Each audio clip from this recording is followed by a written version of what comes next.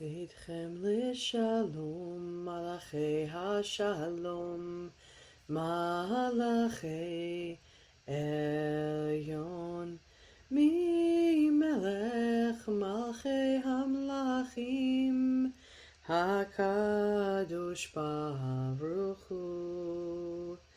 Seidchem לשלום, מלאכי השלום, מלאכי עליון, ממלך מלכי המלכים, הקדוש ברוך הוא. Seidchem l'shalom, that we should go in peace as we come to the nearing of Shabbat. The tune of Shalom Aleichem in whatever standard tune, the newer tune, and all the tunes in between. The last stanza says that we should go in peace, that we should go to a place where we've been blessed. We show up, we've been blessed. We share the peace with others as we go on our way. And so we ask for that blessing.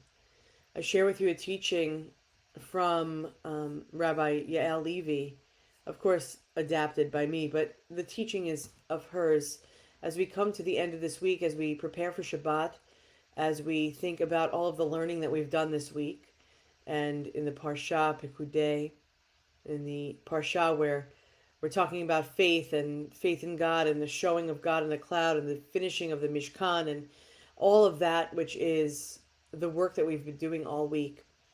And so Pekudei is the last Parsha, the last portion in the book of Shemot, in the book of Exodus. And so as the book is coming to the close, we start to prepare for the next, right? There's always this continuation of story. And so we're told that in the end of this book, the Mishkan is complete.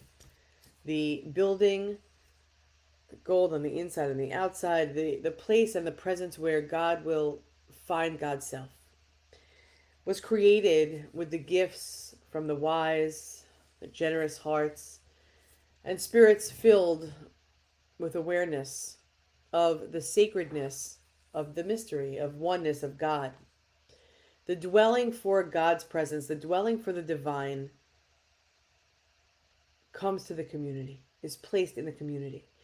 It's like on those moments where you have the opportunity to stand before the ark, or on the moments of, maybe you're an all the time service goer, or maybe you're, even if it's once in a lifetime, the first time that you saw the ark open, the feeling that you get when you're able to either be just wowed by the sight, or the feeling, the spiritual feeling you get as you connect to that, or like we say on Shabbat when we sing Lecha Dodi, is like welcoming the beloved. It's like waiting for the bride, the groom, the beloved to walk into the space at a wedding.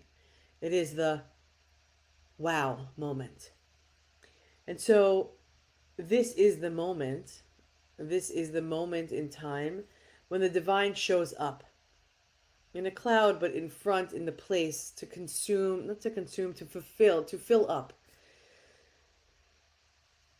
the place, which would be the holy place, the place where Jews would know God's in. It's like the doctor's in, but God had a place for God to dwell within the community.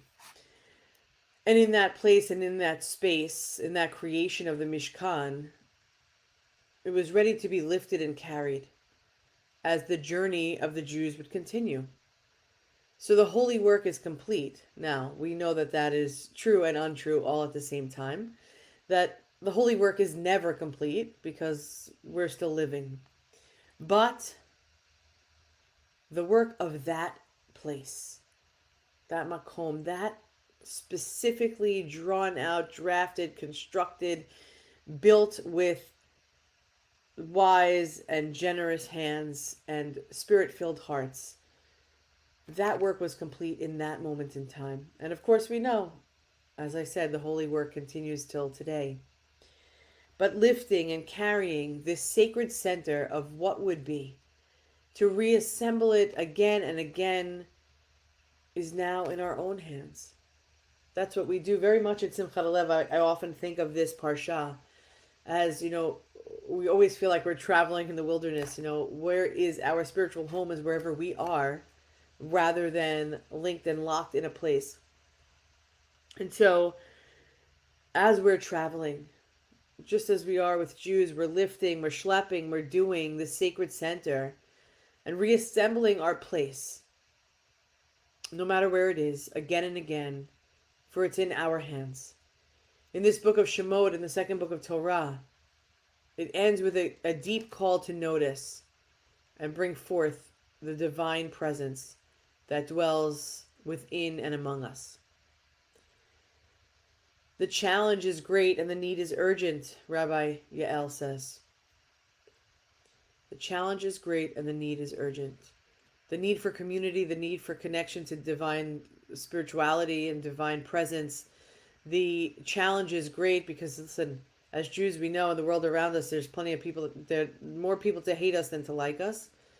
And so the challenge of continuing with our own hands to reassemble, to carry and to be part of this sacred center, that which then was the Mishkan, which now is the Jewish people, is to think about it again and again. How many times do we have to recreate ourselves in such a light and such an image that others can understand us? Not to take away, but rather to show the parts of who we are brighter. To have conversations that are uncomfortable because why? People don't understand. And the ignorance of the world should not be what takes us down. Because we won't be taken down. Because we will reassemble again and again and again, just like the Mishkan. May we all have moments when possibilities lift us up and kindness carries us. And may we be able as individuals and as a collective light to experience joy and beauty and love and honor as it is revealed to us in the sacred presence of oneness. At the end of each book of the Torah, we say the words Chazak, Chazak, V'nit Chazek, that we should be strong and be strengthened together as individuals, as a group of people, as a tradition, as Am Yisrael, the people, our people, that we should be blessed with the divine light that shines from within, among, and beyond us. May we feel its guide. May we be strengthened by it. And we say Amen. I hope, dear friends, that you will join us tonight at 7:30 because we want to be with you. What else? To be together is the blessing of community.